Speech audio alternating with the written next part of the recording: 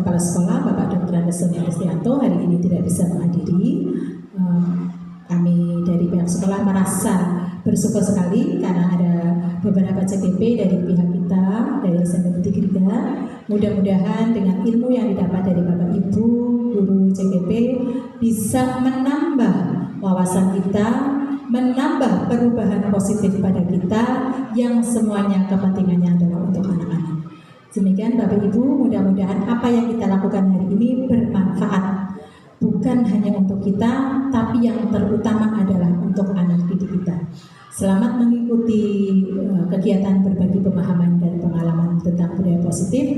Selamat juga untuk Ibu Siti Rohana. Mudah-mudahan kegiatan ini berjalan dengan baik, diridhoi oleh Allah SWT.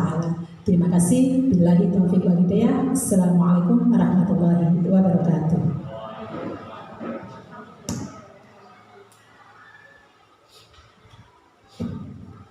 Terima kasih kepada Bu Zahratul Fasifah yang telah memberikan sambutan. Acara yang selanjutnya yaitu acara inti dari penyampaian materi.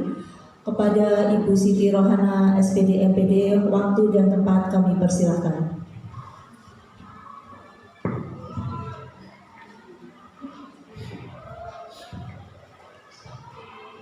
Terima kasih kepada moderator yang telah memberikan waktu kepada saya untuk berbagi pemahaman dan pengalaman tentang budaya positif yang harus kita berikan kepada putra-putri kita yang sangat kita cintai di SMP Negeri 3 Randu Dongkal ini.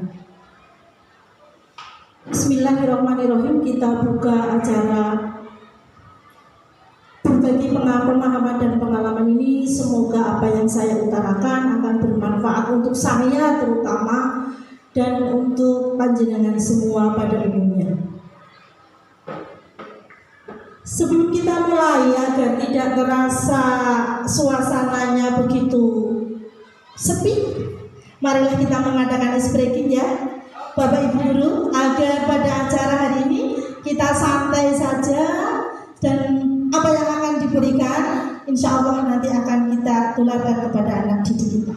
Kita mulai dengan ice breaking ya. Monggo Bapak Ibu Guru berdiri dulu, kita mencoba untuk merilekskan. Dari tadi kita belajar. Saya contohkan dulu ice breaking pada pagi hari ini yang biasa kita berikan kepada anak-anak. Coba panjenengan semua dan saya mencoba untuk memulai pembelajaran dengan ice breaking. Kita mulai dulu dengan tepuk hebat, karena kita pada dasarnya adalah guru yang hebat. Saya berikan contoh dulu ya Bapak Ibu. Kita mulai dari tepuk hebat. Hebat. Hebat. Oke. Mulai yang saya. Hebat. Saya ulang tepuk hebat. Hebat. Hebat. Oke. Terima kasih semua, monggo.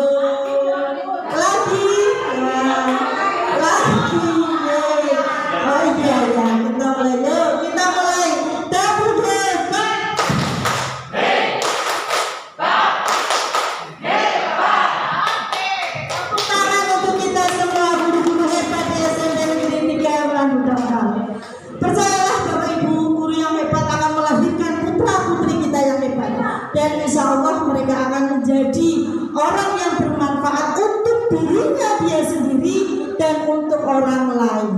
Kita berdoa bersama. Guru adalah perjuangan.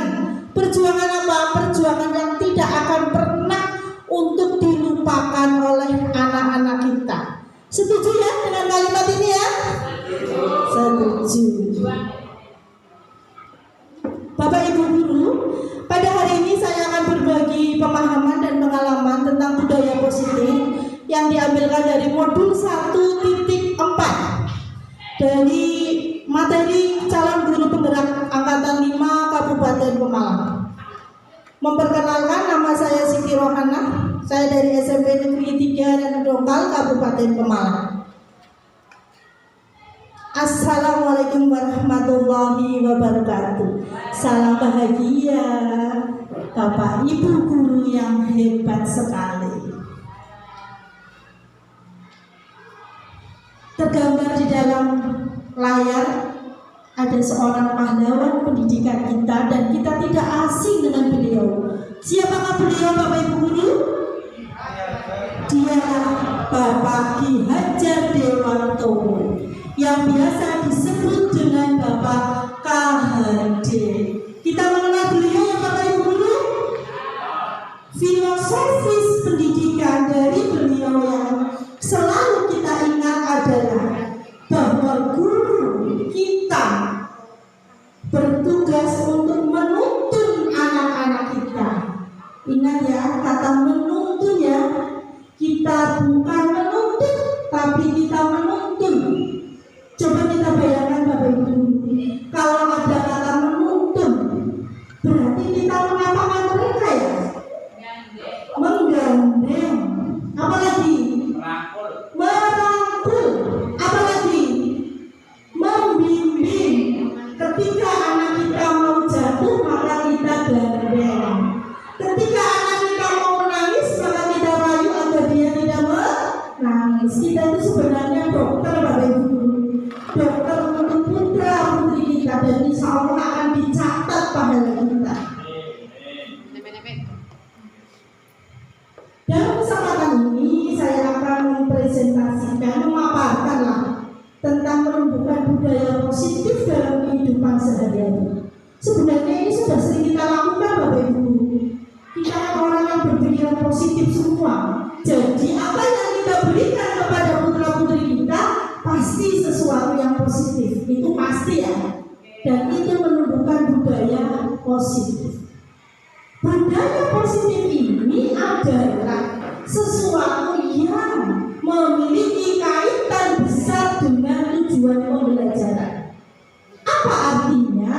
Dengan budaya positif maka apa yang kita inginkan sebagai guru dapat terwujud. Coba bayangkan, kalau kita mau mengajar tiba-tiba ada anak gendut, kita bisa mengajar lagi apa enggak? Kita akan sibuk dengan kegiatan bagaimana caranya melerai anak yang belum itu. Bahkan kita kadang tidak sampai pada materi pembelajaran. Ya tidak?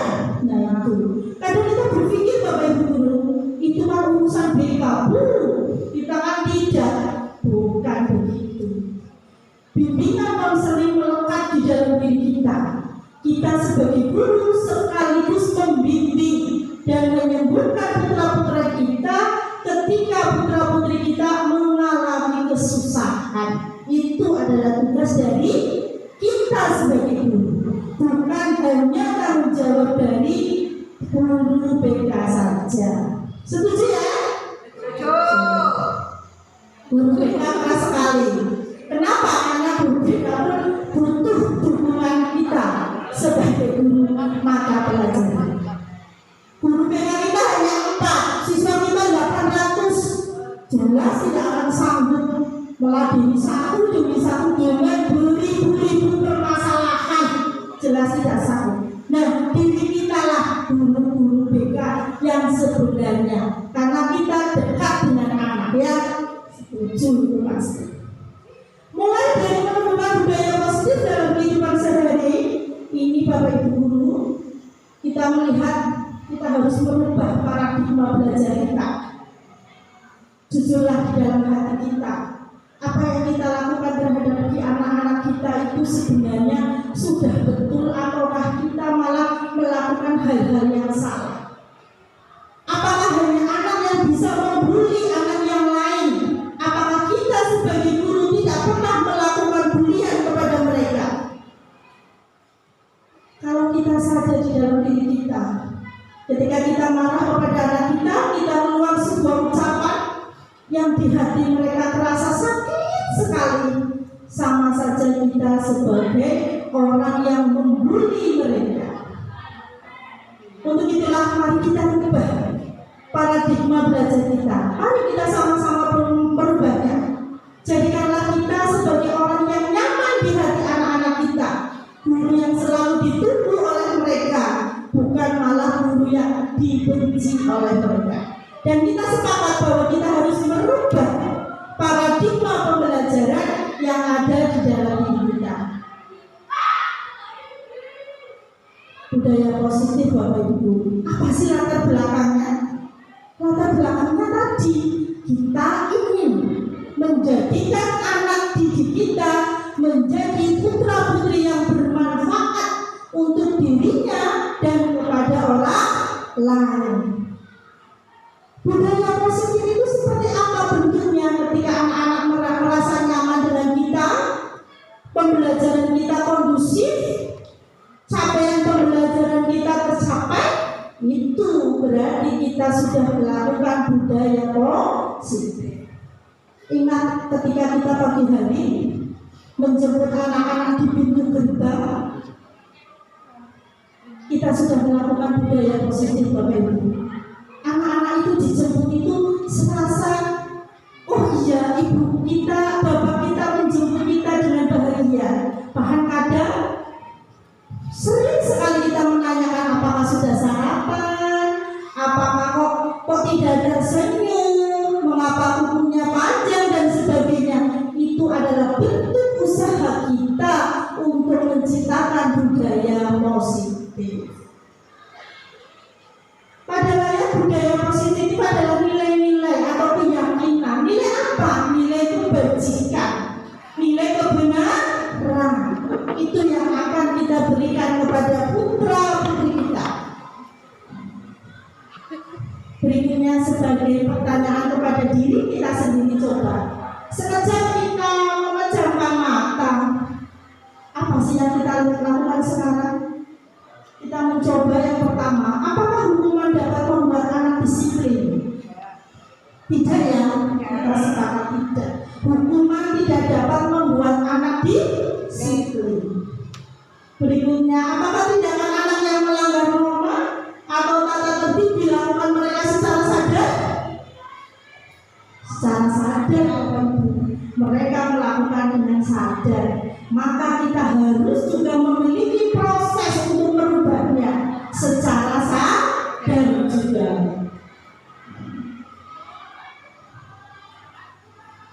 Perubahan paradigma, kita belajar Bapak Ibu ya, kita belajar untuk merubah pola pikir kita. Sekarang kita mau bermain sedikit agar kita tidak bosan. Siapa kertas? Sedikit, kertas sedikit. Ya, kertas sedikit. Setelah itu kertas sedikit kita tuliskan di dalam kertas itu. Di dalam kertas itu kita tuliskan. Ya, tulis kertas. Setelah itu kita tuliskan, coba kita belajar merubah paradigma pemikiran kita. Buat surat ya. Sudah puasi? Sudah ya? Puasi agak lambat, kenapa? Itu ada anak berapa? Kenapa ada anak? Kalau sudah siap semua kertas, tuliskan yang paling berharga dari diri Anda. Tuliskanlah sesuatu yang paling berharga dari diri Anda. Ya. Apapun, boleh benda, boleh harta, boleh apapun yang paling berharga dalam diri Anda, paling berharga. Tulis coba. Nah. Sudah ditulis? Paling berharga itu biasanya sesuatu yang rahasia ya. Orang tidak perlu tahu karena itu adalah sumber kehidupan kita. Ya tidak? Kalau orang lain tahu tentang orang apa sesuatu yang berharga, maka dia berusaha untuk mengetahui orang yang berapa sesuatu yang berharga itu seperti apa. Dan kalau yang jahat bagaimana caranya agar bisa tahu. Sudah ya? Kepalkan tangan itu berada di sebelah kanan. Sudah berada di sebelah kanan? Bunyikan sudah? Yang paling berharga untuk bunyikan apa? Sebelah kanan sudah? Sekarang kalau sesuatu yang berharga itu aslinya tidak boleh diketahui oleh orang lain ya. Oh, sebab kalau ada sesuatu yang jahat, bagaimana ya caranya agar orang itu merasa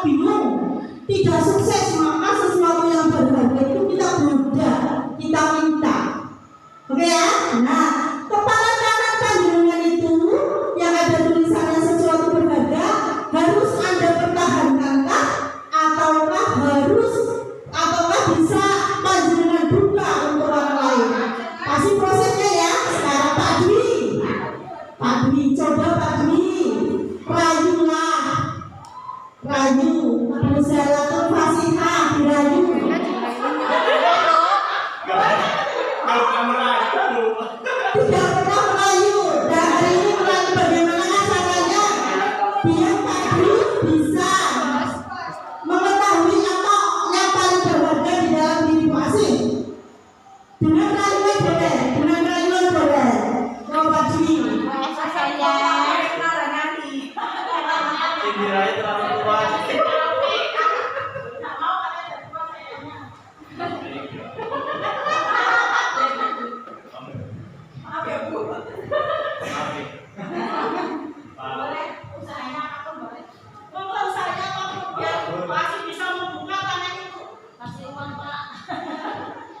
Kasih.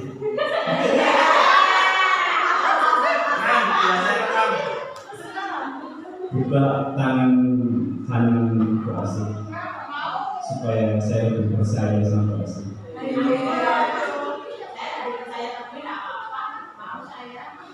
Tolong kasih.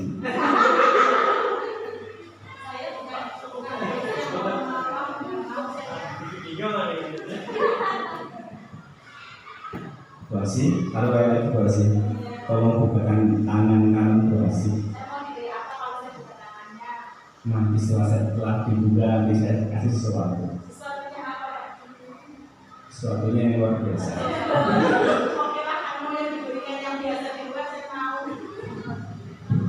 Bukan ya. Keluarga. Ternyata yang berharga dari Bu Asih itu keluarga. Saya berikan kepada Bu Dwi, biar nanti jadi desanya Pak Dwi kepada saya. Amin. Ayo kita beri tepuk tangan.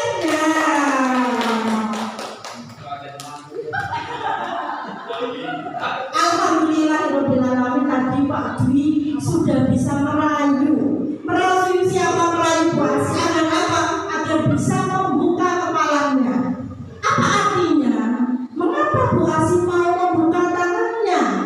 Padahal kan itu sesuatu yang rahasia, ya tidak? Mengapa mau membuka tangannya?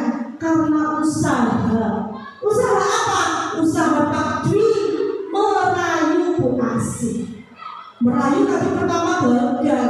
Yang kedua, Pak Dwi memberikan ini sesuatu. Bu Asih kalau dibuka nanti saya kasih sesuatu. Sesuatu apa? Sesuatu yang luar biasa. Nah, apa artinya? Dalam diri anak juga memiliki sesuatu yang dipendam Bapak Ibu. Betul itu. Anak itu suatu makhluk yang unik. Berbeda dengan anak yang satu dengan anak yang lain. Nah, ini fungsinya kita. Usaha bagaimana kita bisa mengetahui mengapa anak tersebut melakukan perilaku yang berbeda dengan teman yang lain. Usaha kita ya Bapak Ibu Guru. Usaha, ingat dulu adalah paguyuban, butuh perjuangan. Nah tadi intinya adalah Bu Asih tadi membuka tangannya karena dia memiliki tujuan.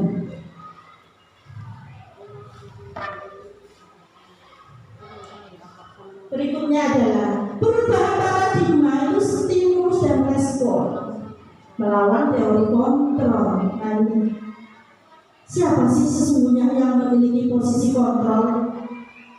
Ketika kita sedang menghadapi masalah sebenarnya tergantung pada diri siapa sih? Pada diri kita Bapak Ibu. Maukah kita mau berusaha? Itu saja.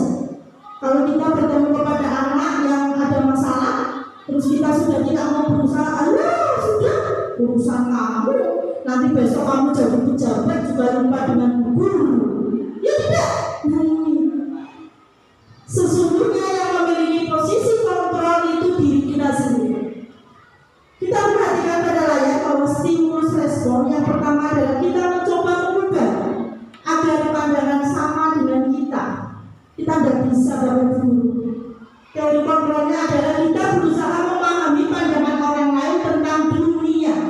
Ingat, jangan menuntut anak kita sama berpikiran dengan kita. Jangan, itu namanya paksaan. Tetapi kita mencoba memahami anak. Kita berjuang ya Bapak Ibu, kita berkorban ini. Yang kedua,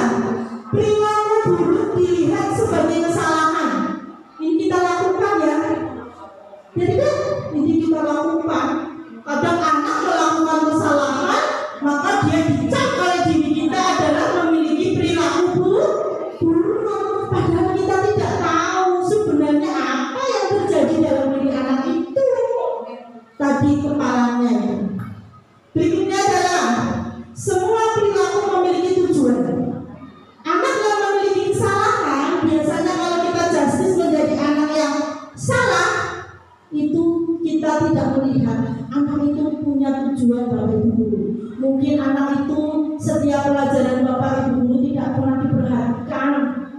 Bapak Ibu guru hanya memperhatikan anak yang pintar-pintar saja. Anak yang mengalami kesulitan Bapak Ibu guru sungkan. Nah, akhirnya anak itu mencoba berperilaku yang berbeda dengan temannya. Apa tujuannya? Mencari perhatian panjenengan semua. Berikutnya, orang bisa mengontrol saya. Salah Bapak Ibu. Orang lain bisa mengontrol saya itu salah. Yang betul apa? Hanya Anda yang bisa mengontrol diri Anda. Mengapa salah? Bisa. Orang lain mengontrol saya karena mereka hanya melihat dari luarnya saja. Mereka tidak tahu apa isi kepalanya Bu Asi tadi. Dia tidak tahu isi hati dari orang tersebut. Berikutnya adalah saya bisa mengontrol orang lain. Salah Bapak Ibu. Kita tidak bisa mengontrol orang lain. Kontrol diri ada pada diri kita sendiri. Berikutnya adalah pemaksaan ada pada saat melakukan bujukan. Nah ini. Tadi sebenarnya kasusnya Bu Asi dengan Pak Dwi itu sebenarnya karena Pak Dwi itu merayu mengadakan kolaborasi kerjasama. Apa kerjasamanya? Yaitu Pak Dwi akan memberikan sesuatu jika Bu Asi membuka yang tertulis di dalam kepala tangannya tersebut. Oke ya? Nah, kembali ke dalam diri kita. Jadilah guru yang seperti itu. Ayo bareng-bareng untuk saya dan kita semua. Berikutnya adalah model berpikir menang kalah. Ini hati-hati Bapak Ibu. Dan kita di kelas. Kalau lagi galak, saya saja lah, nggak usah panjenengan itu guru-guru yang paling baik. Kalau saya itu pinginnya kalau anak nunduk itu berarti saya menang. Ya tidak. Sini. Ya Bu, kamu bla bla bla bla bla. Ya Bu, duduk. Ya Bu, udah kita merasa menang. Tetapi ketika anak didik kita menjawab, nah ini kita malah menjudge mereka sebagai orang yang tidak sopan. Salah ini Bapak Ibu. Maka model berpikirnya itu bukan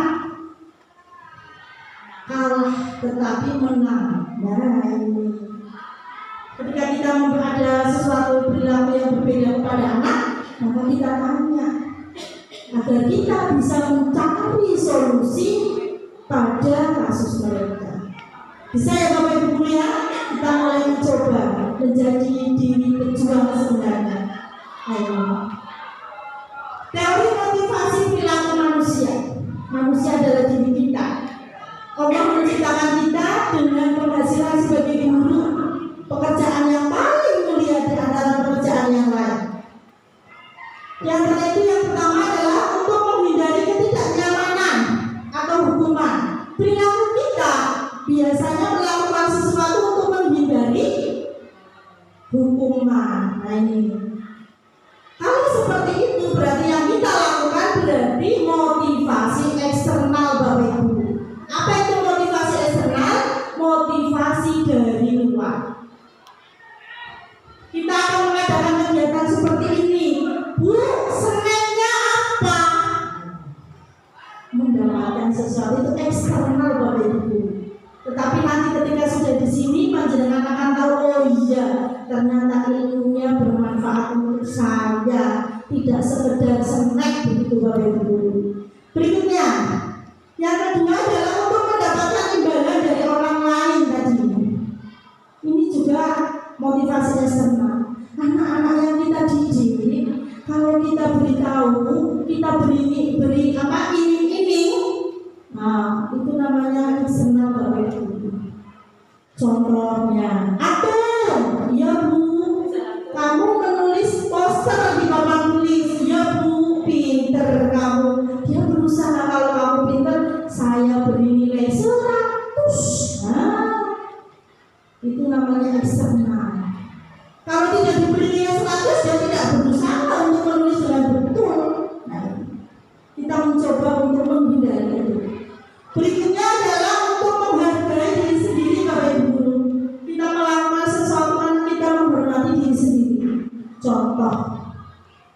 ada di lingkungan kita ketika jam masuk pinjer mulai. Nah, ada kita melihat di depan saat kita menjemput putra putri kita pada berlari untuk pinjer. Kenapa? Karena takut hukuman Bapak Ibu. Kita takut ada warna merah. Kita saja melakukan seperti itu, apalagi anak-anak kita. Mencobalah kita menghargai diri kita sendiri dengan bentuk tanggung jawab. Apa tanggung jawabnya? Kita sebagai ASN sudah selayaknya berangkat sebelum pelaksanaan proses pembelajaran dimulai atau sebelum jam pinjer pas berakhir. Kita pasti mencoba Bapak Ibu. Hargailah diri kita dengan hal seperti itu. Bisa ya? Bisa, insya Allah. Kalau kita menghargai diri sendiri, maka itu namanya motivasi internal. Apa kaitannya dengan siswa? Nah, mencoba kita mengajari anak kita untuk belajar motivasi dari dirinya sendiri, bukan iming-iming. Contoh, guru olahraga, kamu bisa lari mengelilingi lapangan dalam waktu 1 menit, mengelilingi 4 kali, maka saya kasih permen. Itu sudah bukan mencoba untuk tidak seperti itu. Oke. Budaya positif itu dibagi atas beberapa. Maksudnya dibagi itu bagaimana? Yaitu budaya positif yang kita lakukan pada dasarnya mulai dari disiplin diri, motivasi, hukuman dan penghargaan serta restitusi, keyakinan kelas, kebutuhan dasar manusia, posisi kontrol dan segitiga restitusi. Ini materi asik Bapak Ibu. Betul, ini materi asik. Saat saya mengikuti materi ini model 1.4 pada positif dengan dasar dialog Bapak Ibu, dialog. Kok anak ngajak dialog, anak susah, itu tantangan. Tantangan juga. Betul itu. Saya itu sering lihat yang bicara lagi menangani anak itu ngelus-ngelus kepala. Dengan dilus-lus kepala anak itu jadi anjing Bapak Ibu. Betul itu. Kepalanya dilus-lus. Ini kan sumber buku di sini. Dilus-lus ada apa Mas? Ada apa Mbak? Dialog. Insya Allah kalau dialog bisa. Jangan sampai ada anak yang mengatakan guru yang paling galak di kelas ini. Aduh, jangan. Kita rubah. Berikutnya, langkah-langkah membuat keyakinan kelas tadi sudah. Yang pertama, tentukan nilai-nilai kebajikan yang akan dituju. Yang kedua adalah murid dan murid bercurah pendapat. Itu peraturan dan keyakinan kelas itu. Nah, berdialog itu penting. Ubah peraturan kelas menjadi keyakinan kelas, tulis keyakinan kelas menggunakan kalimat positif tadi dalam bentuk poster. Poster itu seperti apa? Ada gambarnya Bapak Ibu guru, kan anak santai kalau melihat. Kalau hanya tulisan, bosan. Tapi kalau ada tulisan masuk tepat waktu, nanti ada anak masuk kelas, foto begitu. Berikutnya adalah keyakinan kelas dipajang di tempat yang mudah dilihat. Depan. Depan sudah penuh, ya carilah tempat-tempat yang mudah dilihat lah. Yang penting jangan di lapangan, karena lapangan dari tempat itu menempel. Nilai-nilai kebajikan seperti apa? Yang kita selama ini pelajari adalah profil pelajar Pancasila. Tapi dari beberapa teori banyak sekali.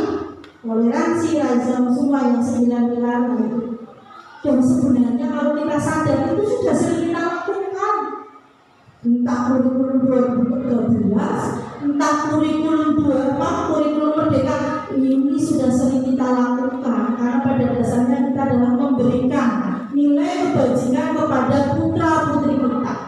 Kita contoh Bapak Ibu, betul kita contoh.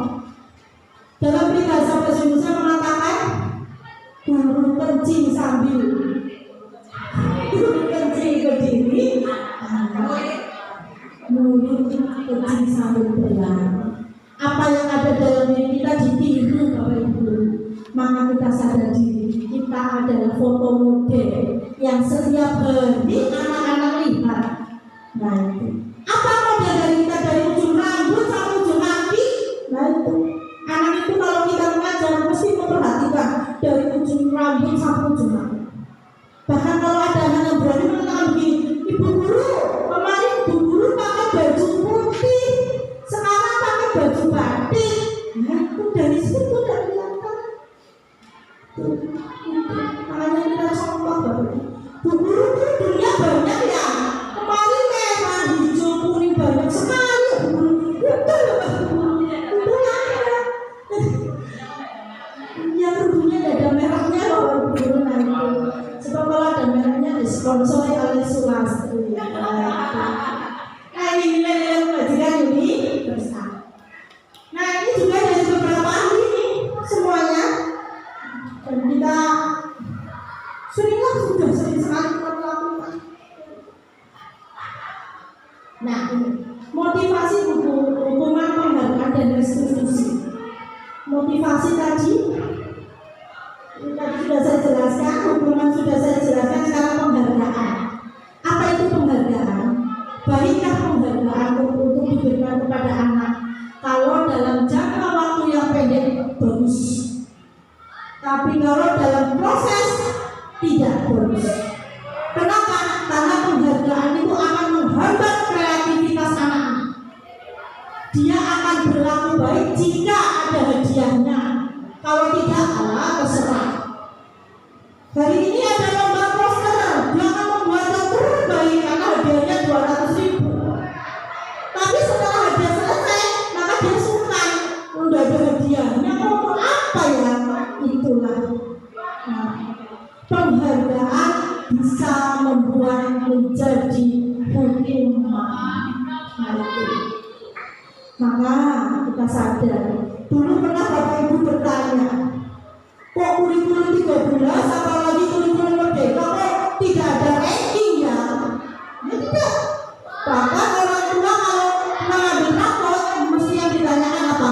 Anak saya ranking berapa Ibu Guru? Ya kan? Padahal secara pembelajaran ilmu ini penghargaan tidak diperbolehkan. Kalau itu lomba boleh karena sifatnya sementara, jangka pendek. Tetapi kalau untuk proses pembelajaran tidak bisa. Jadi kita sudah menghindari adanya penghargaan ya Bapak Ibu. Lebih baik kalau punya uang banyak, jangan jadikan penghargaan, makan bersama. Anak-anak yang ranking 1, nah ini dulu ranking 1 dikasih 500.000. Saya pernah mengalami Bapak Ibu, waktu itu ada ujian nasional. Saya dengan guru-guru bahasa Indonesia sampai mengatakan seperti ini, bahasa Indonesia ada yang nilai 100, saya kasih 500.000. Saya dengan guru bahasa Arab dan teman-teman guru bahasa Indonesia sampai mengeluarkan seperti itu. Demi apa sih? Demi harga diri saya Bapak Ibu. Harga diri saya semua pada bagian terakhir saya ngomong sama teman-teman CDP Bapak Ibu, betul itu. Kok materinya beda sih ya? Bu, kita disuruh jadi guru BK kan ya? Betul itu. Akhirnya dibuka lembar demi lembar. Memang materinya adalah materi guru BK, tetapi kita sadar bahwasannya tadi apa yang saya katakan, dalam diri kita juga adalah guru BK. Maka pantaslah pemerintah memberikan pembelajaran seperti ini kepada kita, agar kita mampu untuk menjadi guru-guru yang super, yang hebat, menjadikan anak-anak kita menjadi orang-orang yang betul-betul bisa mandiri. Kita bahas satu-satu Bapak Ibu. Nah, konsep inti dari pembelajaran itu yang pertama adalah disiplin positif tadi sudah kita bahas. Nanti kita jelaskan per bagiannya. Pertama tadi disiplin positif Bapak Ibu. Apa sih konsepnya dari disiplin positif ini? Konsepnya adalah kita disuruh untuk mampu mengontrol, menguasai diri. Menguasai untuk apa? Agar anak-anak paling penting. Konsep dari disiplin positif. Yang kedua adalah teori kontrol. Teori kontrol itu seperti apa? Tadi melakukan hal yang terbaik. Lakukanlah tugas kita dengan hal-hal yang terbaik. Jangan ada kepala sekolah kita langsung lari-lari masuk kelas. Anak-anak disuruh sini ya, tidak usah keluar ya. Ibu tutup pintunya, ibu mau pegang dulu. Itu sering saya lakukan. Sebentar ya anak-anak, saya mau sarapan dulu.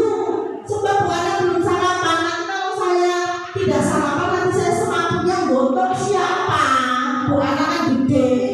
Saya kan gitu. Itu tidak boleh Bapak Ibu. Semua memiliki motivasi internal. Cobalah kita mencoba putra putri kita berperilaku agar memiliki motivasi menghargai diri. Itu penting. Menghargai diri sendiri, mengerjakan tugas tepat waktu. Oh ya, biar saya menghargai saya sendiri, dapat diri saya sendiri. Tidak usah berpikir dapat apa-apa. Susah ya Bapak Ibu. Susah, tapi kita dalam berjuang pendidikan bisa melakukannya. Berikutnya adalah disiplin positif ini. Disiplin positif merupakan suatu cara penerapan disiplin menjadi orang yang kita inginkan. Nah, inginkan apa? Dari diri kita sendiri. Tanpa tidak ayo tidak terpengaruh adanya hadiah, tidak terpengaruh adanya ancaman, juga tidak terpengaruh adanya hukuman. Ini intinya. Inti di dalam materi ini adalah agar anak memiliki motivasi internal, menghargai diri dia sendiri. Kalau dia menghargai diri sendiri, maka niscaya Bapak Ibu guru dan teman-teman yang lain pun akan menghormati dia. Berikutnya adalah nilai kebajikan. Saya percaya Bapak Ibu guru itu seringkali memberikan nilai-nilai kebajikan ke putra-putri kita. Apa itu nilai kebajikan? Yaitu sifat-sifat positif. Sifat positif itu seperti apa? Disiplin akan melahirkan nilai-nilai kebajikan. Kita percaya dengan kita mengadakan atau membudayakan disiplin positif, maka akan melahirkan nilai-nilai kebajikan. Banyak sekali Bapak Ibu guru nilai-nilai kebajikan yang sering sekarang kita jalankan adalah nilai kebajikan dari profil pelajar Pancasila.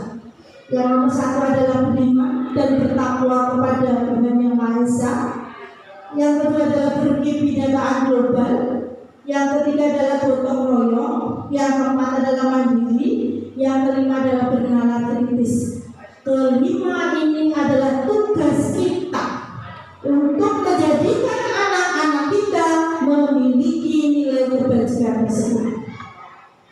Yang pertama, kita sudah sering melakukan. Pada saat materi pembelajaran belum dimulai, kita sudah mengadakan pembiasaan dengan apa? Dengan berdoa. Dilanjutkan dengan membaca Asmaul Husna. Itu sudah sering kita lakukan. Terus berikutnya adalah ada yang namanya pembiasaan Jumat, membaca Yasin. Ada juga sholat berjamaah yang dipandu oleh bapak guru agama. Mereka adalah pilar-pilar untuk membentuk anak-anak kita beriman dan bertakwa kepada Tuhan Yang Maha Esa. Berikutnya yang kedua adalah berkebinekaan global. Kita menghargai perbedaan Bapak Ibu guru. Di SMP kita tidak hanya mereka beragama Islam saja, tetapi ada beberapa anak yang beragama selain agama Islam. Nah, kita saling menghormati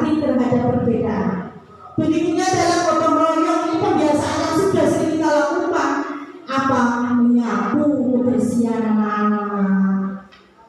Contohnya apa lagi selain K3 mengerjakan soal secara bersama-sama dalam kondisi diskusi. Kalau kegiatan mandiri kita usahakan agar anak itu bisa mandiri. Berikutnya adalah bernalar kritis. Apa? Nah ini tantangan untuk kita Bapak Ibu Guru. 2 tahun kita mengalami pandemi, anak-anak kita itu terasa apa ya, keluar dari tekanan.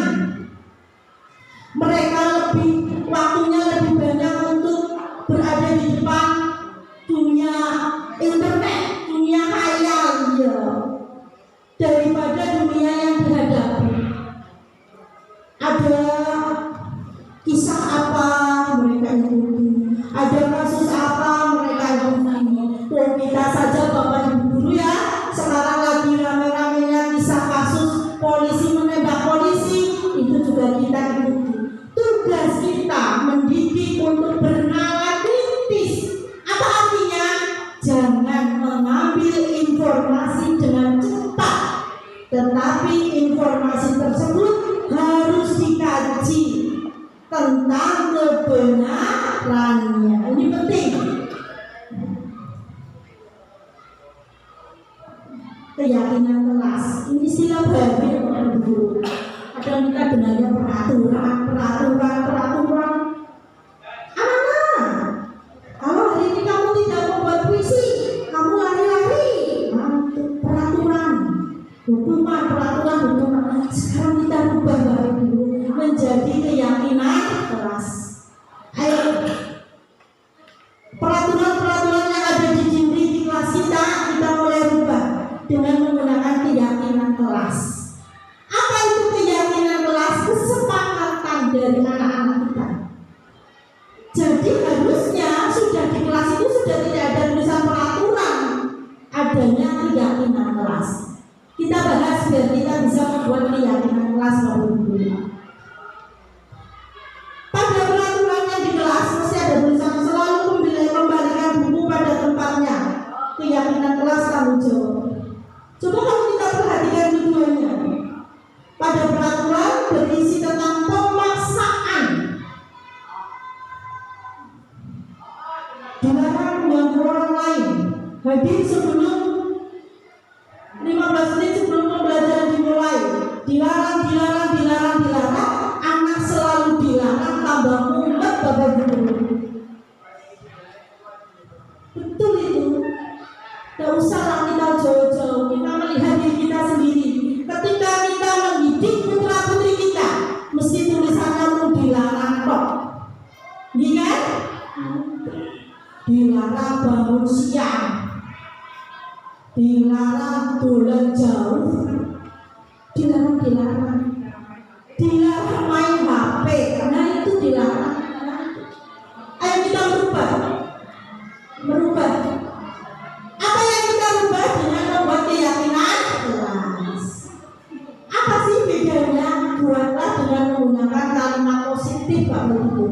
Percayalah di dalam diri anak-anak banyak potensi positif yang belum kita ketahui. Apalagi kita kembangkan, ketahui saja kita belum mampu. Dan tugas Bapak Ibu Guru dan saya adalah menggali sekaligus mengembangkan potensi yang dimiliki pada putra-putri kita. Dilarang mengganggu orang lain diganti dengan menghormati orang lain.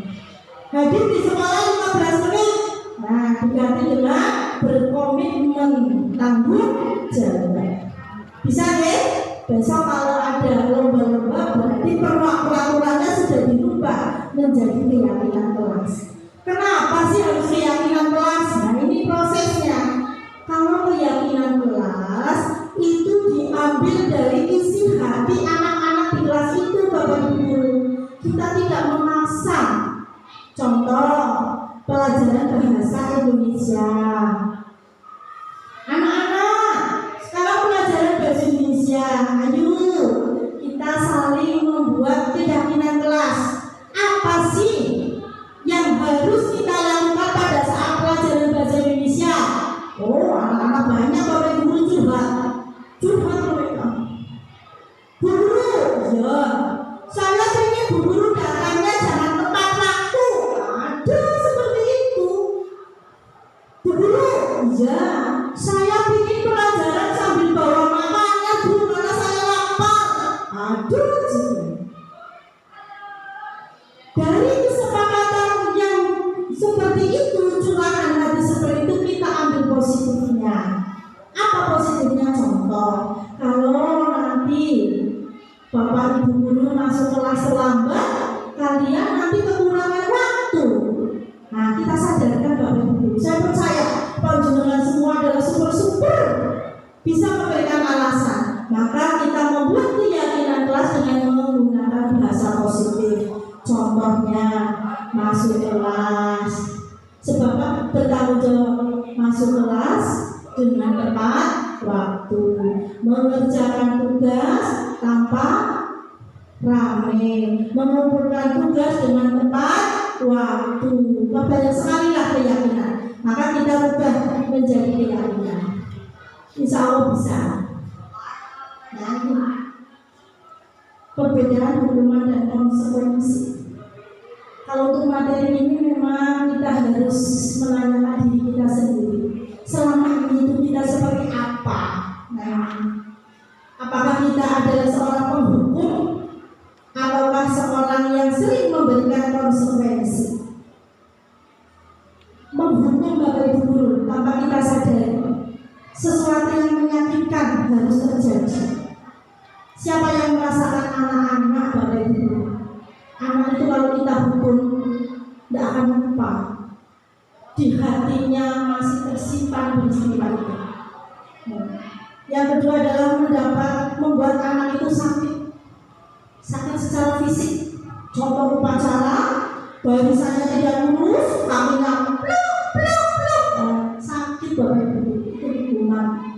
Berikutnya adalah anak membenci dengan kedisiplinan. Setelah dia mengalami kekerasan, hukuman tadi, maka dia sungkan kedisiplin, dia menjadi liar. Berikutnya adalah hukuman itu paksaan. Kalau paksaan bagaimana Bapak Ibu guru? Kalau paksaan itu sesuatu dilakukan pada saat itu, untuk besok tidak akan dilakukan lagi, seperti ini. Berikutnya adalah mendorong anak menyakiti diri sendiri. Kok bisa ya Bu, mendorong anak menyakiti diri sendiri? Iya. Penyesalan yang berkepanjangan akan menyebabkan anak itu menyakiti diri sendiri. Berikutnya di dalam diri dia terjadi adalah konsep diri yang buruk. Artinya apa? Aku anak yang tidak disiplin, aku anak yang tidak disukai Bu Janiba, aku anak yang tidak disukai dengan Pak Badrus. Itu ada di dalam diri anak-anak Bapak Ibu guru. Akhirnya ketika ketemu Pak Badrus untuk sholat jamaah, ketika ketemu Bu Janiba, dia akan lari menghindar. Bagaimana dia bisa berdialog dengan beliau-beliau kalau sudah ada rasa takut di dalam dirinya? Setuju ya Bapak Ibu guru? Berikutnya adalah konsekuensi Bapak Ibu guru. Kalau konsekuensi itu bukan hukuman, konsekuensi itu adalah peraturan. Apa yang dimaksud dengan anak itu melakukan pelanggaran terhadap keyakinan?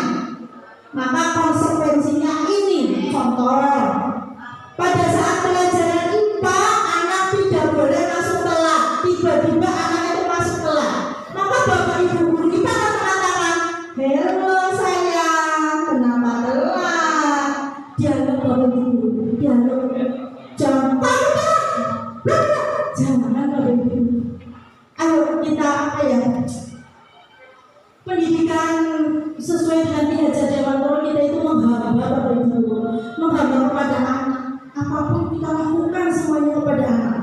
Ya Allah, tugas guru kan begitu mulia Bapak Ibu guru, memang begitu mulia. Kita menghamba kepada anak. Jadi ketika anak telat, maka kita berdialog. Kenapa kamu telat? Jangan tiba-tiba, kamu sudah melanggar keyakinan kelas, maka saya konsekuensinya adalah Bapak Ibu guru, ada rasa sakit di dalam diri anak tersebut. Betul. Mungkin Bapak Ibu guru mengalami, Papa pernah mengalami kejadian. Saya juga dulu waktu jadi siswa pernah mengalami kejadian dan sampai sekarang tidak pernah saya lupakan. Saya orang yang tidak bisa bahasa Inggris, Bapak Ibu guru. Betul Bu Asih, nama guru bahasa Inggris saya namanya Pak Marwan. Pak Marwan, saya masih ingat, semoga husnul khotimah. Kita doa. Ketika itu saya akan jadi anak paling males nulis, karena saya di situ sekretaris Bapak Ibu guru. Saya nulis, Bapak nulis, akhirnya catatan saya itu kosong. Setelah itu Pak Marwan itu datang meminjam catatan saya. Nah ini, saya itu dari dulu suka duduk paling depan. Itulah. Dari SD, SMP sampai SPG saya duduknya paling depan, tidak mau saya duduk di belakang. Bahkan saya punya prinsip kalau di belakang temennya setan, saya gitu. Maka saya duduk di depan. Mohon maaf Pak Badrus, saya duduknya di belakang. Betul, saya punya prinsip seperti itu. Sampai jadi guru sekarang pun saya sudah ditawari bolak-balik Bu anak pindah tempat duduk di rombongan Bu Cahyati yang banyak jajannya. Betul itu. Alhamdulillah saya di depan karena saya kalau di Bu Cahyati nggak bisa makanan. Akhirnya guru bahasa Inggris itu mengambil catatan saya. Catatan saya di bukunya tidak ada catatannya Bapak Ibu. Buku saya dilempar oleh Pak Marwan. Betul Pak, dibuang. Setelah itu saya dimarahi. Rona, ya Pak Guru. Dah kamu pulang, tidak usah ikut pelajaran bahasa Inggris. Saya diam saja. Saya kasih uang 500 perak, ada uang 500 perak zamannya itu kan 500 sudah besar. Sana kamu pulang, tidak usah sekolah, jualan kampung saja. Masya Allah. Guru bahasa Inggris saya mengatakan seperti itu pada saya. Tuh. Sana pulang, duduk terus. Tidak Pak, kenapa tidak mau pulang? Saya akan menulis Pak. Selama menulis, saya tidak akan melakukan lagi Pak. Betul? Betul, saya pegang janji kamu. Seperti itu Pak. Akhirnya sampai sekarang peristiwa ini bahkan saya ceritakan kepada anak-anak saya. Karena saya melakukan kesalahan. Saya menjadi sekretaris, tetapi saya tidak bertanggung jawab terhadap diri saya sendiri. Itu pengalaman. Maka mohon jangan lakukan hukuman atau konsekuensi Bapak Ibu tidak akan pernah dilupakan. Dan kalau tidak pernah dilupakan, kadang anak kita itu merasa sakit hati, malah mendoakan kita yang tidak enak ini. Iya, saya doakan semoga berada tetap dulu, umpama seperti itu Bapak Ibu. Enak permanen. Tapi kalau kita berusaha untuk menjadi teman dialog, maka mereka akan mendoakan yang lebih baik. Berikutnya adalah anak menghargai disiplin. Dengan kita konsekuensi anak akan menghargai disiplin. Ini. Nah, membuat keyakinan kelas seperti apa sih? Ayo kita coba ya membuat keyakinan kelas di kelas kita. Keyakinan kelas merupakan nilai-nilai kebajikan dan prinsip-prinsip universal yang disepakati bersama. Caranya mudah Bapak Ibu guru. Ketika kita masuk proses pembelajaran, kita bagi kertas kepada anak-anak kita. Kertasnya yang berwarna-warni, yang bagus kertasnya, dan kertas sobek-sobekan dikasihkan anak. Kita memberikan yang terbaik untuk anak. Kita membeli kertas Bapak Ibu guru yang ada linknya itu. Nah, setelah itu kita bagikan kepada anak-anak. Anak-anak saya bagikan, tuliskanlah apa yang kamu inginkan di dalam pembelajaran saya. Mereka nulis Bapak Ibu guru curhat. Jangan dikasih nama ya anak-anak. Kamu jujur saja.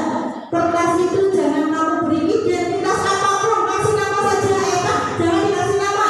Tuliskan isi hatimu. Tulis Bapak Ibu guru. Tulis.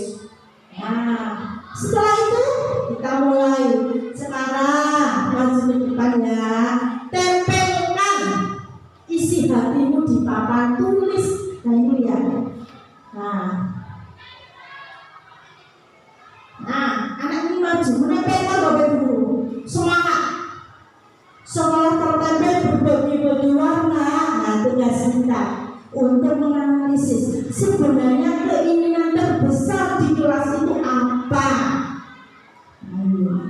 Tapi yang positif ya Bapak Ibu guru, jangan makan di luar ditulis, jangan. Yang positif karena budaya positif.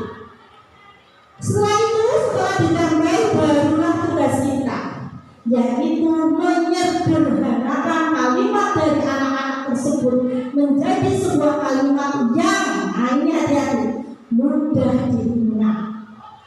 Kalimatnya harus mudah diingat dulu. Bapak kalau dari mudah diingat, apa ya keyakinan kelas saya yang saya lakukan ya guru? Apa? Panjang sih kalimatnya. Tapi kalau kita pendek, masuk tepat waktu. Oh iya Bu, masuk tepat waktu. Tadi pelajaran kita masuk tidak tepat waktu. Saya melanggar keyakinan kelas Bu, apa? Masuk tidak tepat waktu, betul. Apa kenapa? Nah itu jangan Bapak Ibu, jangan Bapak marah Bapak Ibu. Saya orangnya pemarah, tapi sekarang sudah sedikit-sedikit kalau sama anak saya sudah sedikit demi sedikit gunakan bahasa positif seperti itu. Setelah ditambah kita buat kalimat tersebut, bagaimana biar mudah diingat? Ditulis seperti poster. Saya lihat kelas 7D itu, bagus itu kelas 7D pada kelasnya. Mohon maaf karena saya hanya masuk di kelas 7D FD. Perlu dengan poster-poster itu nanti ditulis keyakinan kelas Bapak. Biar anak itu mudah untuk mengingat. Bisa ya? Bisa. Nanti lombanya nanti sekarang bukan peraturan kelas, berubah menjadi keyakinan kelas. Ayo kita saling berbagi. Lanjut. Sama tadi tidak ada adanya keyakinan kelas. Kita ubah kalimatnya, kita ganti dengan kalimat positif, jadi kita nanti mulai diskusi lah. Kita mulai diskusi menggunakan keyakinan sekolah dan keyakinan kelas. Kalau sama tadi maksudnya keyakinan sekolah, maka kita menggunakan bahasa positif di sana Pak. Percayalah, anak sambutan. Jangan menekankan pada larangan, tapi anjuran.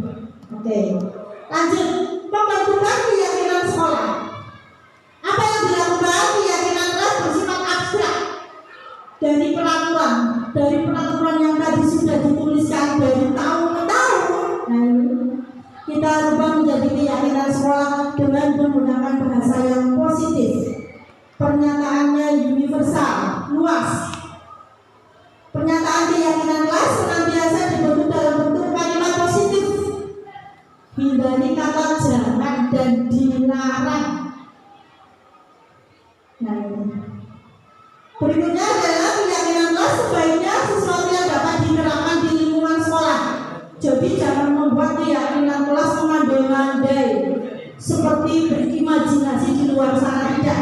Tetapi yang bisa diterapkan oleh kita dan anak-anak kita, serta didukung oleh semua stakeholder sekolah.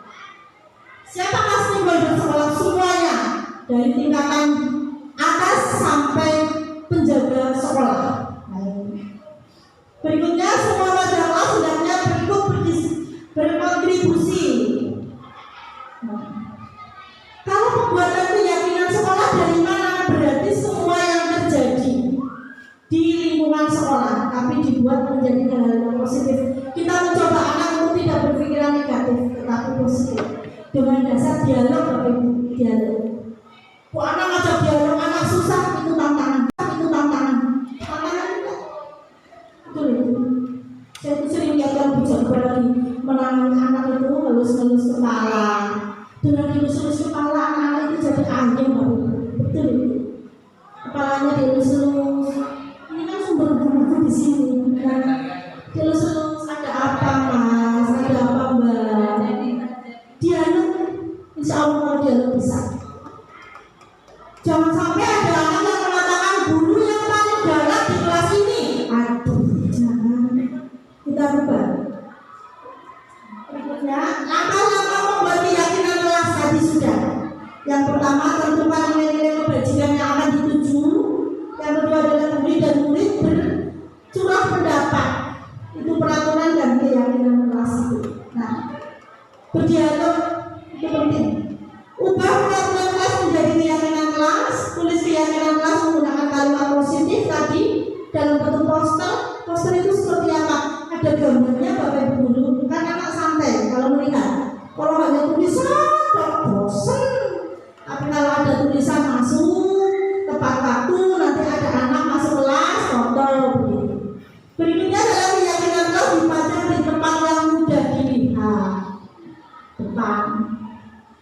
depan sudah penuh, ya carilah tempat-tempat yang mudah dilihat lah. Yang penting jangan di lapangan, karena lapangan dari tempat itu menempel. Nilai-nilai kebajikan seperti apa yang kita selama ini pelajari adalah profil pelajar Pancasila. Tapi dari beberapa teori banyak sekali, toleransi, Raisam, semua yang 9 pilar itu. Dan sebenarnya kalau kita sadar itu sudah sering kita lakukan. Entah kurikulum 2013, entah kurikulum 24, kurikulum Merdeka, ini sudah sering kita lakukan. Karena pada dasarnya kita adalah memberikan nilai kebajikan kepada putra putri kita. Kita contoh Bapak Ibu, betul kita contoh. Dalam peribahasa bahasa Indonesia mengatakan guru kencing sambil berdiri, mulut kencing sambil berlari. Apa yang ada dalam diri kita ditiru Bapak Ibu. Maka kita sadar diri, kita adalah foto model yang setiap hari anak-anak lihat. Nah itu. Apa model dari kita dari ujung rambut sampai ujung kaki? Nah itu. Anak itu kalau kita mengajar mesti memperhatikan dari ujung rambut sampai ujung kaki. Bahkan kalau ada anak yang berani mengatakan begini, Ibu Guru, kemarin Ibu Guru pakai baju putih, sekarang pakai baju batik. Nah itu dari situ udah kelihatan. Makanya kita contoh Bapak. Bu Guru itu dunia banyak ya. Kemarin merah, hijau, kuning banyak sekali Bu Guru. Betul Pak Guru. Itu ada. Yang rubuhnya tidak ada merahnya loh Bapak Guru nanti. Sebab kalau ada merahnya disponsori oleh Sulastri. Nah ini nilai-nilai kebajikan ini besar. Nah ini juga dari beberapa ahli nih semuanya. Dan kita sudah sering sekali kita melakukan. Nah ini motivasi hukuman, penghargaan dan restitusi. Motivasi tadi sudah saya jelaskan, hukuman sudah saya jelaskan, sekarang penghargaan. Apa itu penghargaan?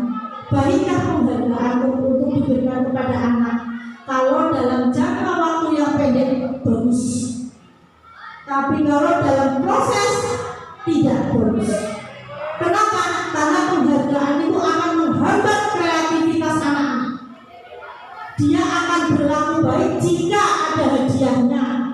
Kalau tidak, terserah. Hari ini ada lomba poster, dia akan membuat yang terbaik karena hadiahnya 200.000. Tapi setelah hadiah selesai, maka dia suka. Udah ada hadiahnya, mau apa ya? Itulah. Penghargaan bisa membuat menjadi hukuman. Maka kita sadar. Dulu pernah Bapak Ibu bertanya, kok kurikulum 13 apalagi kurikulum Merdeka kok tidak ada ranking ya? Ya tidak. Bahkan orang tua kalau mengambil rapot mesti yang ditanyakan apa? Anak saya ranking berapa Ibu Guru? Ya kan?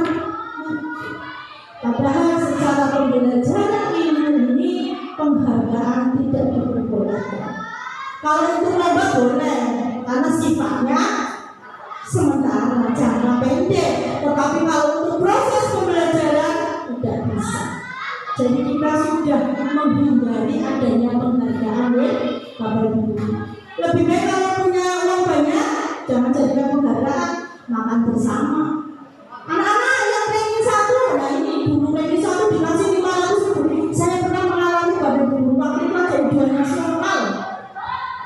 Saya dengan guru-guru bahasa Indonesia sampai mengatakan seperti ini, bahasa Indonesia ada yang nilai 100, saya kasih 500.000. Saya dengan guru bahasa Arab dan teman-teman guru bahasa Indonesia sampai mengeluarkan seperti itu. Demi apa sih? Demi harga diri saya Bapak Ibu. Harga diri saya salah Bapak Ibu. Jadi anak berakit-rakit mendapatkan nilai, berusaha mendapatkan nilai yang bagus hanya untuk sekedar 500.000. Nah ini berikutnya restitusi. Restitusi itu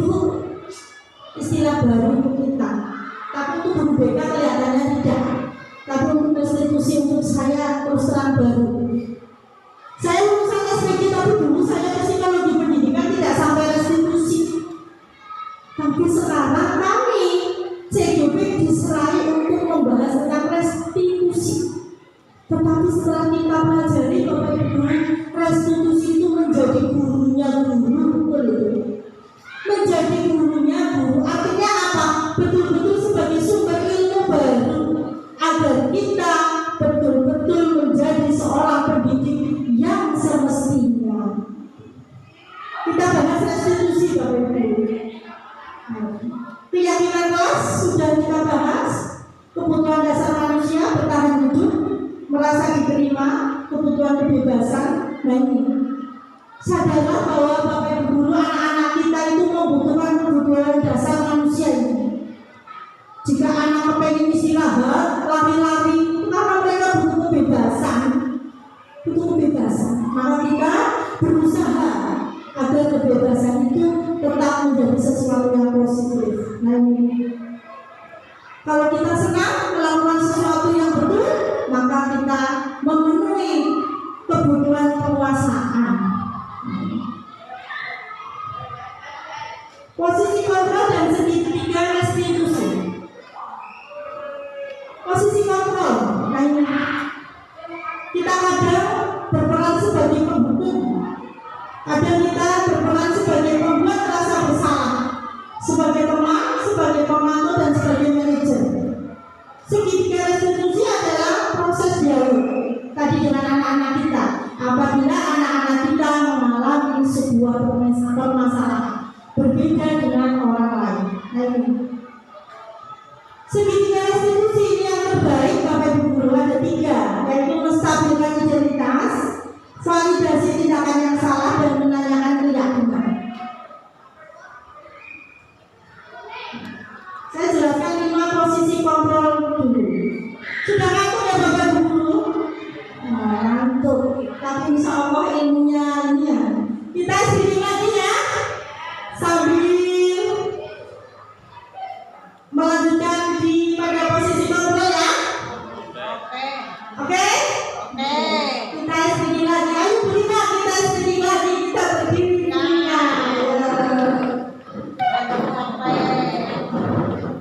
Breakingnya bukan dari saya saja, saya tetap bisa langsung untuk membalas breaking biar tidak membosankan. Kalau bisa langsung, ya oke. Halo semuanya Bapak Ibu. Buat semuanya, ini ilmu yang sangat bagus. Kita tepuk saja, karena pertama itu penting untuk menghindari stroke. Jadi menghindari stroke. Ya, tapi juga untuk melatih konsentrasi juga, konsentrasi. Kalau ini berangkat dulu, kita akan tepuk 1, 2, 3. Tepuk 1, tangan ke kanan, posisi seperti ini. Sini aja, seperti ini. Hey, ucapkan hey. Iya. Nanti yang kedua, oh. Tepuk yang ketiga, ha. Oke, yang ketiga, kalau yang ketiga gitu, yang pertama kanan. Kita bersama-sama. Tepuk 1. Hei.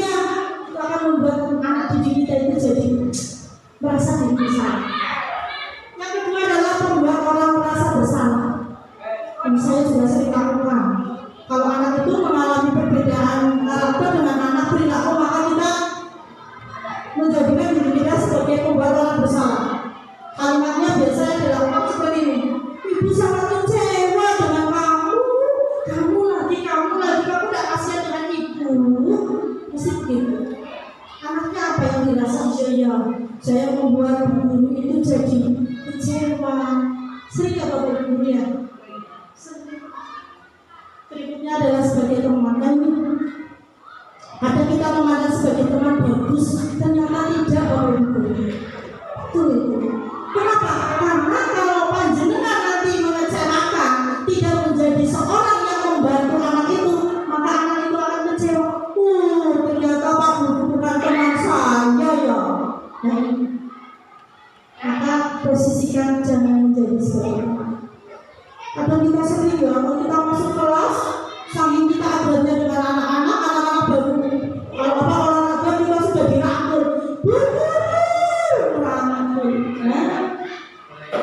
Kita posisinya sebagai teman. Apalagi Bapak Ibu Bapak olahraga ini yang saya sering lihat duduk bareng di lapangan, ya Pak. Nah, ngobrol kanan kiri, curhat dari hati ke hati.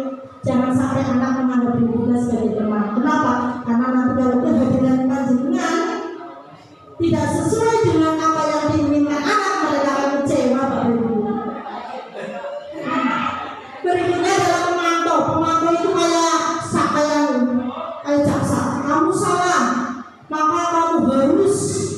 Kamu salah, maka kamu harus. Nah ini sebagai pemantau sesuai dengan peraturan kita. Saya alami sendiri Bapak Ibu, dan mungkin saya juga mengalaminya. Pasti. Sebagai manajer ini yang paling bagus Bapak Ibu. Kita jadikan diri kita sebagai manajer apa? Dialog tadi. Ayolah, apakah kamu hari ini salah? Salah Bu. Kenapa salah? Alasannya. Nah, terus kamu hari ini melanggar keyakinan wasit yang mana? Harusnya bagaimana?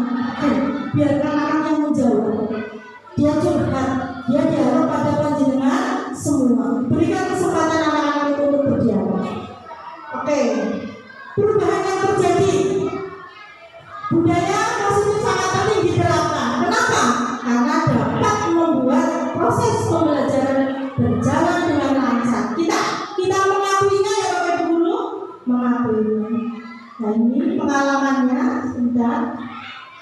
Pengalaman yang terjadi pada diri saya. Nah, sering kita temui bukan diri saya, panjenengan juga sering kita menemui anak yang tidak mengerjakan tugas.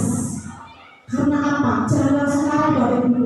Ayo kita sama-sama merendahkan diri kita secara emosi, merendahkan diri kita secara emosi. Kita jadilah betul-betul seorang pahlawan, yaitu pahlawan untuk pendidikan. Kita tanya dulu mengapa, bagaimanakah, terus apa yang harus dilakukan biar anak itu menemukan kesalahan sendiri. Jangan kita menjustis kamu salah, jangan. Kamu tidak mengerjakan tugas kenapa? Karena saya setiap malam membantu ibu dulu, membantu apa? Ibu jualan nasi, jam 2 saya sudah bangun karena bapak saya sudah meninggal dunia dan sebagainya. Harus kita tahu. Jangan berikan apapun kepada anak kita kalau kita belum tahu apa sebenarnya yang terjadi.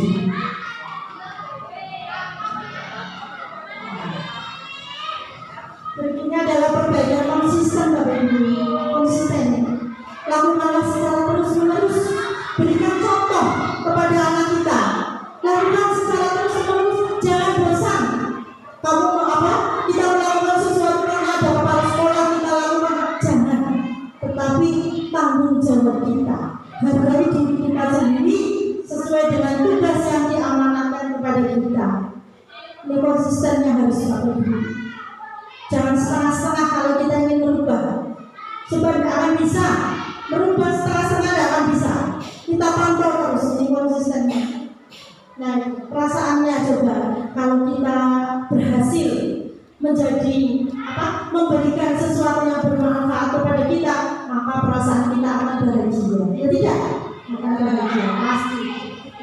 Hal yang sudah baik ayolah kita menyelesaikan masalah dengan menggunakan restitusi, yaitu mengajak anak untuk berdialog, menemukan masalah sendiri dan mencari solusi secara bersama-sama. Ingat, solusinya harus dapat dalam jangka waktu yang sudah ditentukan. Oke, kalau solusinya nanti jangka waktunya 10 tahun, tidak bisa kita melihat apakah berhasil atau tidak. Maka jangka waktunya harus bisa ditentukan dan apa yang dilakukan itu harus bisa. Nah, ini berikutnya sudah selesai. Demikianlah paparan pada hari ini. Inti dari permasalahan ini adalah kita menjadi guru yang benar-benar menjadi guru, yaitu guru yang dibanggakan, guru yang dinantikan, dan guru yang betul-betul bermanfaat untuk diri siswa dan diri orang lain. Terima kasih atas kesempatan yang diberikan kepada saya dalam pemaparan ini. Mohon maaf apabila ada kesalahan dan saya kembalikan kepada Bu Vivi selaku moderator. Terima kasih.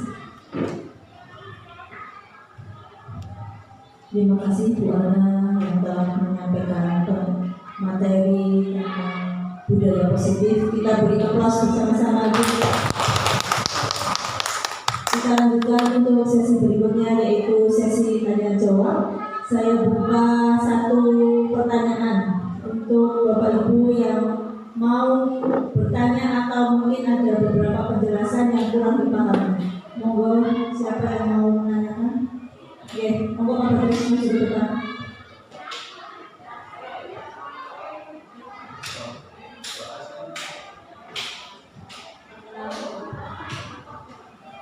Assalamualaikum warahmatullahi wabarakatuh. Perkenalkan, nama saya Badrus Zaman. Saya guru PAI kelas 9 di SMK Negeri 3 Berat. Begini Bu, dari pemaparan yang tadi Ibu sampaikan, sedikit saya pahami tentang apa itu kurikulum merdeka. Bahwasanya tujuan dari kurikulum merdeka menurut materi yang Ibu sampaikan, dan saya sedikit simpulkan bahwasanya endingnya itu adalah memanusiakan manusia Ibu, terus Bu ya. Jadi kita ingin supaya siswa itu menempatkan manusia yang merdeka.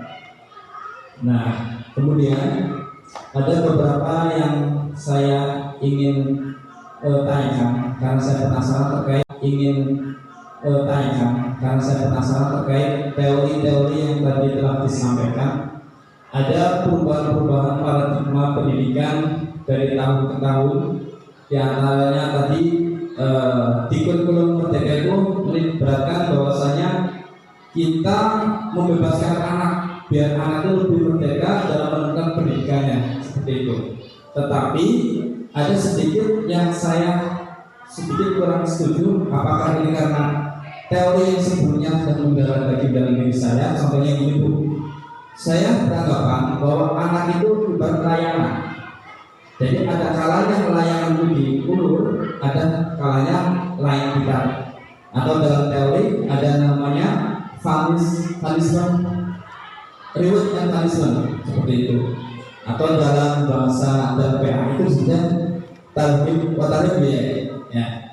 Jadi ada kalanya anak itu diberi sanksi, ada kalanya anak diberi hadiah sebagai stimulan atau rangsana.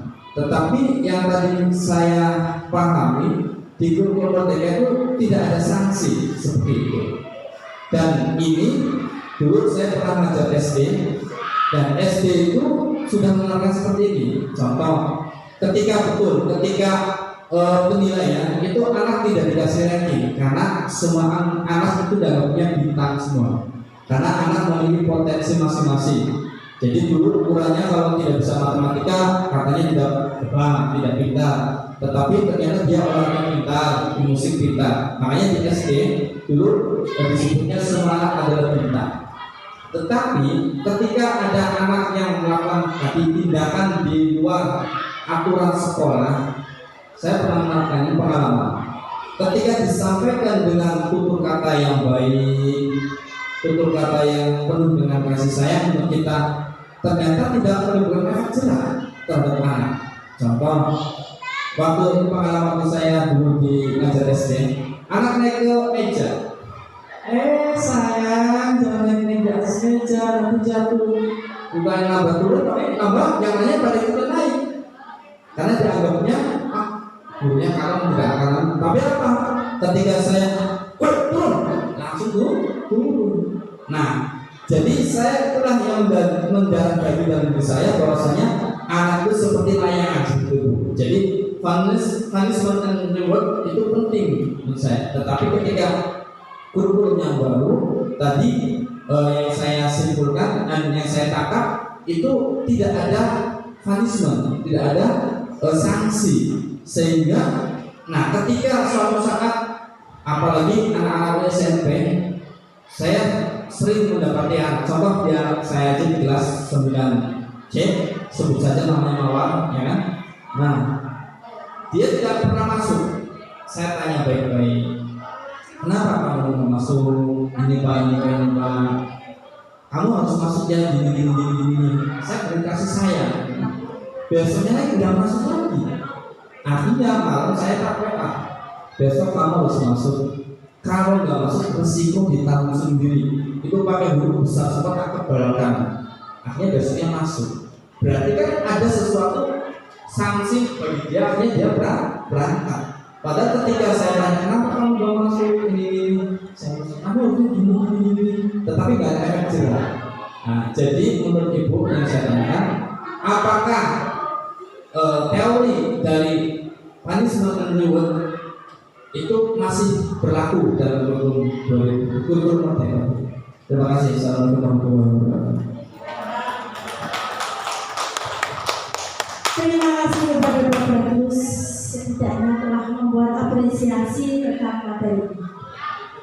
Apakah hukuman dan penghargaan atau hadiah masih diberlakukan untuk kurikulum sekarang?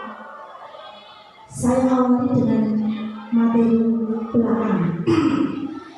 Bapak Ibu, kita sadari bahwa yang namanya anak itu adalah makhluk unik, makhluk yang beragam.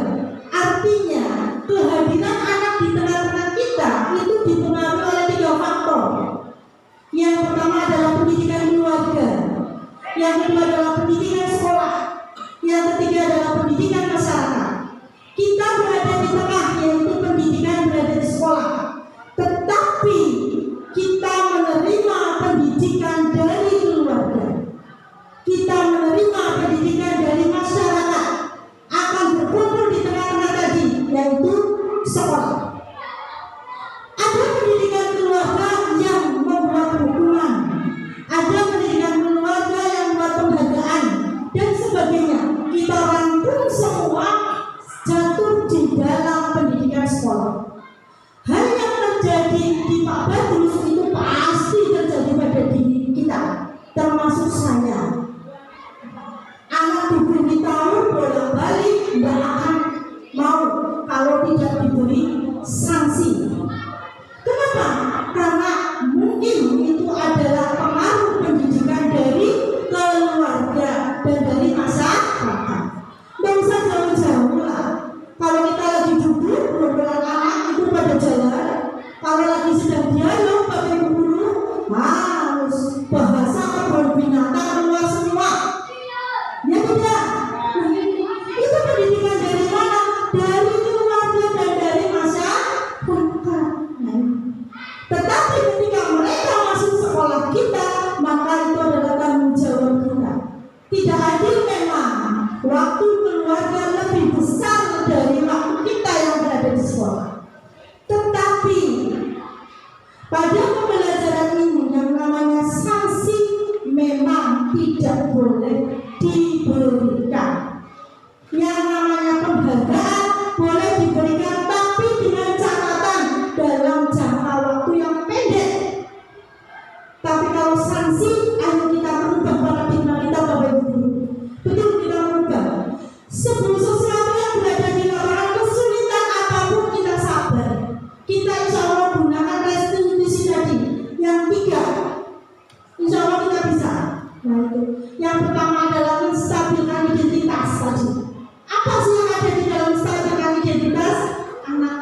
distabilkan dulu.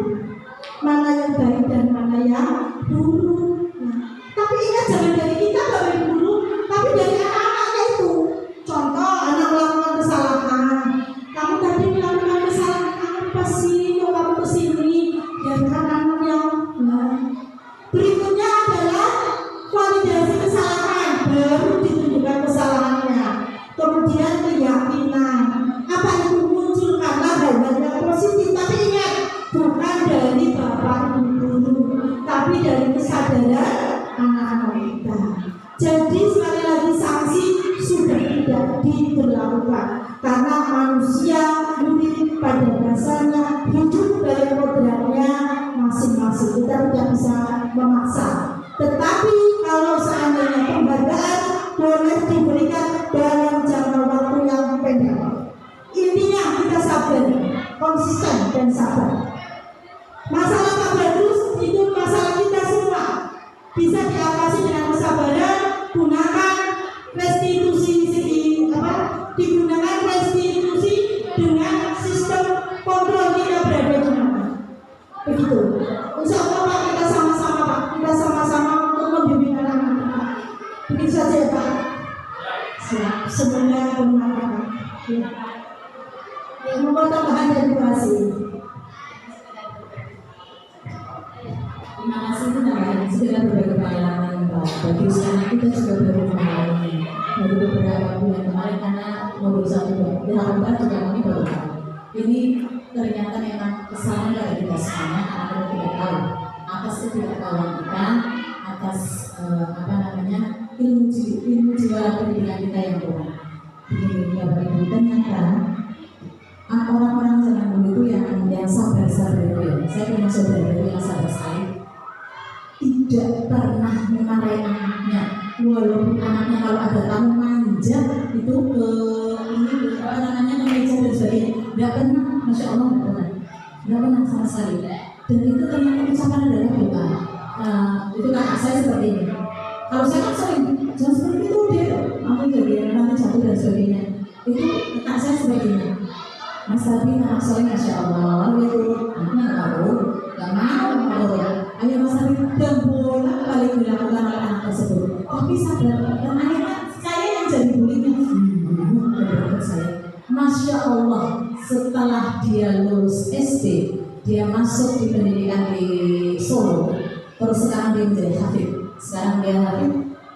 Dia lama sekali, santun sekali saya sampai. Masya Allah Mas Adi, angkatannya Mas Adi, karena Mas Adi malah belum bisa ke tahap itu. Nanti itu kelas saya pendidikannya kalau kelas itu. Masya Allah, tidak pernah marah. Saya sampai, ya Allah, Mas sebenarnya aku tidak pernah marah ya. Jadi anak itu kan cukup diberitahu. Kalau tidak mau diberitahu kan ada hukum sendiri.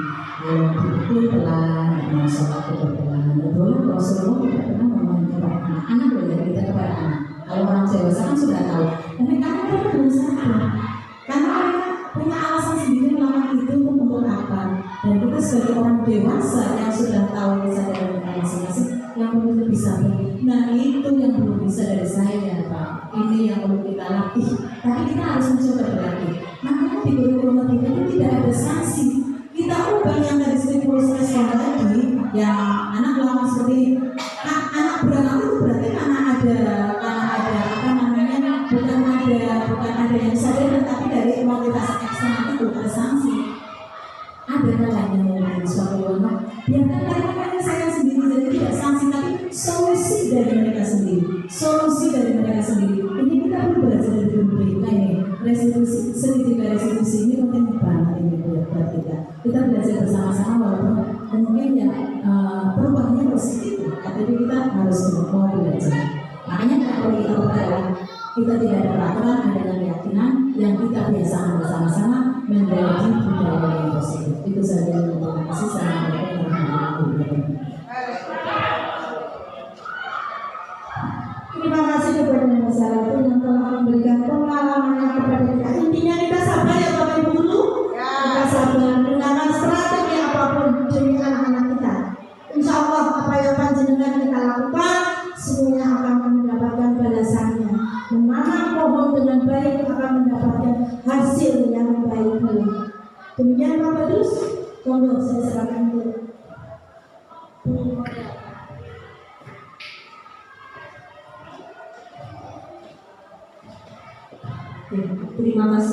kepada Pak Badrus yang telah menanyakan pertanyaan. Kemudian terima kasih pula untuk Bu Siti Rohana yang telah menjawab dan Bu Saratun yang memberikan tanggapan. Untuk acara selanjutnya yaitu penutup. Alhamdulillah pemaparan atau penyampaian materi tentang budaya positif sudah kita laksanakan dengan baik. Semoga ilmu yang disampaikan oleh Bu Siti Rohana tadi dapat bermanfaat untuk kita sebagai Bapak Ibu guru kita dan dapat kita terapkan dalam kehidupan sehari-hari. Ya, untuk acara selanjutnya itu penutup. Marilah kita tutup acara ini dengan bacaan hamdalah bersama-sama. Alhamdulillahirobbilalamin. Terima kasih Bu Siti Rohana SPG LPD. Mari kita beri tepuk tangan bersama-sama.